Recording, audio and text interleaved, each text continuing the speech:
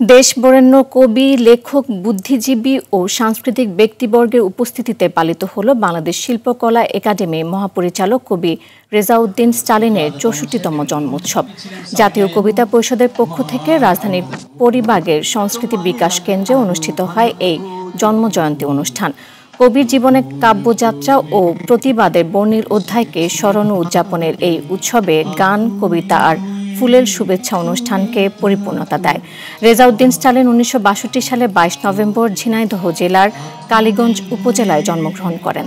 তার কবিতা ইংরেজি, উর্দু, রুশ, জার্মান, চীনা ও ফরাসি ভাষায় অনূদিত হয়েছে। কবিতায় বিশেষ অবদানের জন্য তিনি ২০০৬ সালে বাংলা একাডেমি সাহিত্য পুরস্কার লাভ করেন।